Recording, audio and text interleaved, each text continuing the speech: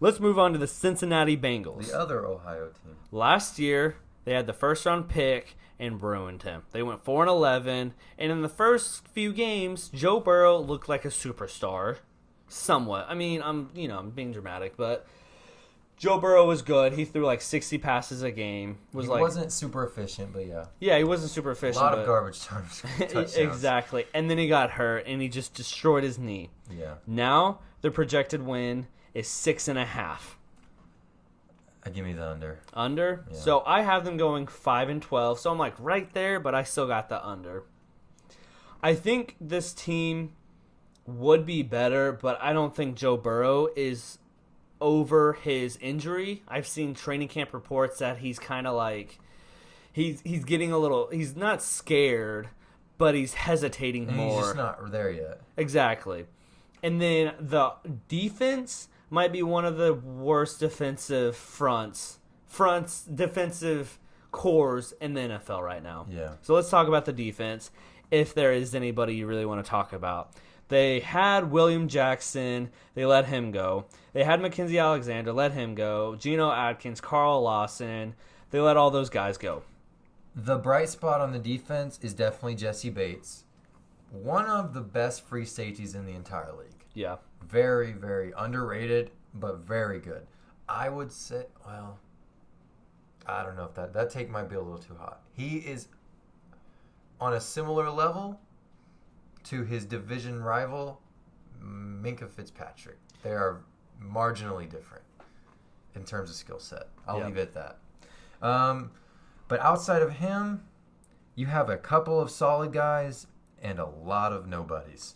Yeah. I can talk about the acquisitions that they got because they did try to address the defense, but they did an awful job. Trey Hendrickson paid him a bunch of money for not being that good. Yeah. Larry Ogunjobi. Obi-Wan Kenobi? Yes, exactly. Cheeto Woozy and Mike Hilton. All those guys, sure, they're going to be starters and they're going to be serviceable, but you're not in love with those guys. Yeah. And then they went out and drafted Joseph Osai. So as a defense, you're not going to want to watch this. It kind of reminds me of the Houston Texans defense. I think the Texans defense might be better. It might be. Because the depth there is at least, they at least have depth. I agree. Whereas the Bengals. The Bengals don't have a single, sure, they have one good player. Yeah. But everyone else is just kind of garbage. Well, I'm just looking at, yeah. I think like their highest drafted player on the entire defense is like a second rounder. Like they just don't invest. Yeah. And that's kind of a theme. Oh, we can talk about addressing certain positions. Yeah. By switching over to offense. Yeah. So they had the 6th draft pick, right? They had a fifth, right? Fifth. NFL draft, right? 5th round. 5th overall pick, yes. 5th overall pick. Your quarterback just got hurt because he got injured so many times. Yep. Your offensive line is the worst in the league. But then you got this wide receiver. Should you take the wide receiver? You already have T. Higgins and Tyler Boyd, a good wide receiver combo. You had A.J. Green. But you see this wide receiver and you got to take it. Honestly, it's a bad pick. It is. I can't blame them too much. They had Penei Sewell. They could have had Penei Sewell, yes. But they didn't. They got Jamar Chase. I don't hate the Jamar Chase pick. I do. 100%. I hate it. It's only like 90%.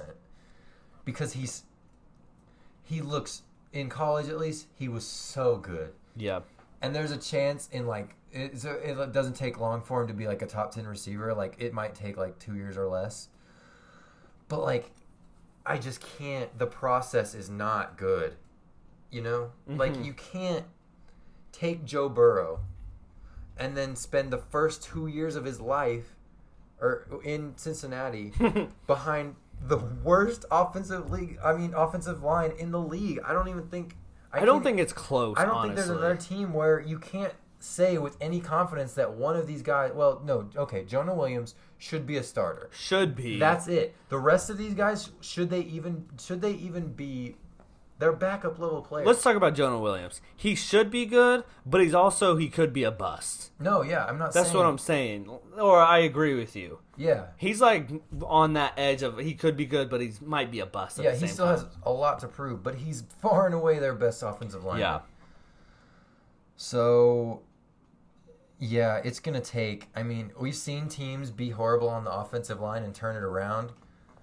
But, like, if you're the Bengals, like, how long can you do this? You know what I mean? Probably for a long time to the Bengals. If Joe Burrow gets another season-ending injury after this year, I mean, you have no one to blame but yourself. I agree. I agree with that. So, Some other players, like I said, they have the wide receiver trio, one of the better wide receiver cores in the league. yeah. I'm a big fan of them. They also have Joe Mixon, a underrated back that has had no opportunity to prove himself in the league. Yeah. And I feel bad for him, I'm but always a Joe Mixon truther. it is the way it is. It's how the dice roll. He just got a bad hand. Yeah. And then, so they have a lot of weapons, and I think Joe Burrow was good, but I'm worried. I don't know, looking at the future, how good he will be I believe in. with the offensive line pro play. Yeah. I think that's going to bring down his play. I believe in the intangibles for Joe Burrow, like all his mental aspect. I think that he got it, Yeah. And I think that he's got like the instincts to be a good quarterback, like a really good quarterback, actually. I just think that the surrounding core is it's dangerous. You know what I mean? Yeah, and I'm about to say something, and I don't know how much That sense it's combined going to with make. like, I don't think that he's like the most overly. Like, I don't think he's got the most gifted arm. So like, it's just tough. So I'm about to say something, and I don't know how much sense it's going to make, but hear me through. Some players get hot, and they stay hot until the end of their career, and then once they kind of fizzle out and they're bad, right? Joe Burrow got hot in LSU. Did he fizzle out? You know what I mean? Like, he was hot during the first part of the NFL season, then he got hurt, and now we're hearing bad things from training camp, from a quarterback that is your franchise player. If you hear... The training camp is just full of lies and deception and deceit, right? Yeah. And everyone hypes everyone up.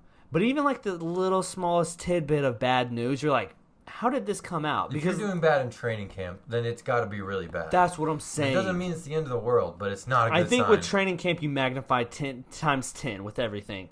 And if there's like a little concern with Joe Burrow, it should be a lot of concern with Joe Burrow. Can he fix it all? Of course. It's Joe Burrow. He was MVP. He was a Heisman level candidate, or he was a Heisman winner. Mm-hmm. And through the first few games, he was really good at throwing the ball a lot. Yes.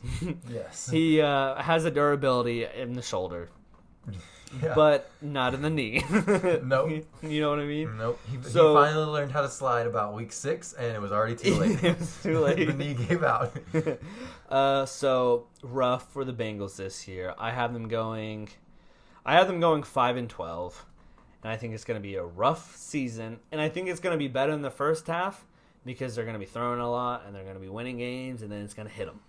Just guard the deep ball and rush the passer. Yeah. Yeah. And I think once teams figure that out, it's going to be... Or just literally blitz. Yeah, and then guess what happens? They get a top 10 pick and another wide receiver. That